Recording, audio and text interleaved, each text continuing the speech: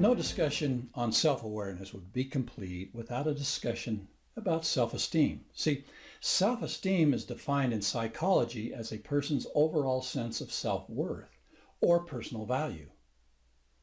It is often seen as a personality trait and can involve a variety of beliefs about oneself, including one's own beliefs, emotions, behaviors, and appearance. One definition of self-esteem says that there are three main components that make it up. They are: it's an essential human need that is vital for survival and normal, healthy development. Second, it arises automatically from within oneself based on a person's consciousness and beliefs. It occurs in conjunction with a person's behaviors, feelings, thoughts, and actions. Noted psychologist Abraham Maslow said that self-esteem is one of the basic human motivations, making it a key element in his hierarchy of needs. He said that esteem from other people and from within oneself are needed for a person to grow as an individual and to reach self-actualization. There are many factors that can influence self-esteem. Genetic factors that can help shape one's personality can influence it, but it's often our experiences and environment that most influence our self-esteem. When we are in a positive environment and receive much support from people, especially family, friends, and colleagues, our self-esteem is likely to be much higher than if we are in a negative environment. An environment where we often hear criticism, insults, and negative comments. Therefore, our environment and our experiences play a critical role in how our self-esteem is. Good or positive environments and experiences tend to raise our perception of who we are and our abilities, while bad or negative environments and experiences tend to lower our perception of who we are and also lower our expectations of what our abilities are. We, as human beings, like to be encouraged by support and by an environment that supports our actions and our thoughts. This is why we will usually be more efficient and more productive in an environment where we are supported and where we feel comfortable. For example, if you are in a work environment where your boss and your coworkers encourage you to share your ideas and allow you to explore your creativity, you will be likelier to work harder and come up with better ideas and strategies to benefit the company.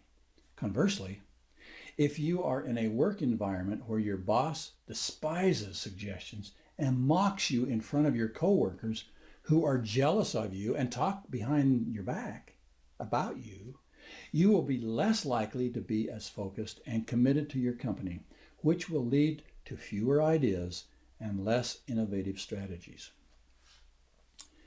Self-esteem is key to you doing your best work and is key to achieving the goals you want to achieve, as well as bringing out your inner greatness to the world. When you are backed by support from people around you that encourages you to focus harder, work harder, and do everything possible to succeed, that's a breeding ground for self-esteem. When you are surrounded by people who despise you and try to stand in your way at every turn, well, that's a breeding ground to take away the self-esteem. You'll start to have doubt in yourself and think that you can't do the task you thought you could do before. Therefore, it is critical that you build your self-esteem and keep it at a high level throughout your life as much as possible. There will be times in your life that your self-esteem won't be as high as at other periods. A situation that occurs in just about everyone's life, even those with positive outlooks on life. But it's important that you keep those low periods to a minimum and have your self-esteem rebound as quickly as possible so that you can do your best work, achieve as many goals as possible, and achieve your best potential possible. Now, obviously, it helps if you grew up in an environment where your parents, your step-parents, grandparents, or other adults in your life were positive and always encouraging you to trust your abilities, try new activities, and not judge you on how you perform or look. In other words, they weren't critical of your performance, no matter how you did. If you tried out for baseball or softball and didn't make it, they don't look down upon you for not making the team. Instead, these adults would tell you that you did your best. It's nothing to be ashamed of, and they're proud of you for putting your best effort forward to make the team.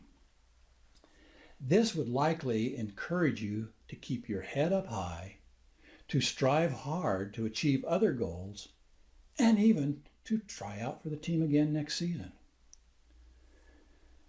Such an environment would help you to try out for more activities and organizations inside and outside of school. It'll encourage you to try new hobbies, be willing to take courses that may be challenging, but also give them an advantage over others in their profiles when being considered for high schools and colleges, etc. So, if you're listening to me and are a parent, a grandparent, a custodial guardian, take heed of this information to ensure that your young ones have that type of supportive environment. Avoid criticism when they make mistakes, as everyone does make mistakes from time to time. Mistakes can be learning experiences that can improve them and their skills if you go about the right way at looking at the mistakes. Did you make mistakes throughout your life? Are you just trying to protect them? Don't. Allow them to make the mistakes and then encourage them. Don't focus on the negative with making a mistake. Analyze on what the mistake was, how the action was done incorrectly or improperly that led to the mistake, and then determine what action or actions need to be taken in order to prevent the mistake from occurring again.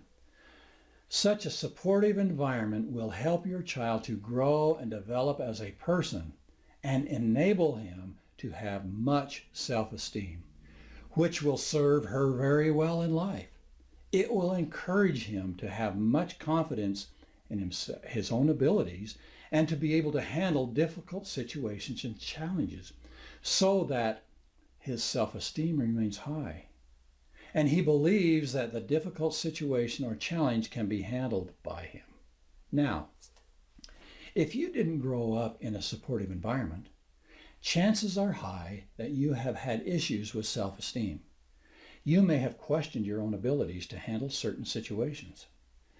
You may have been ridiculed for not doing something properly because your parents, grandparents, or other adults were always complaining and yelling at you for doing something wrong. They may have even said derogatory comments about your intelligence, your looks, your appearance, your mannerisms, etc. When you hear disparaging comments like those over and over and over again, it can be very hard to keep your head up high and believe in your own abilities.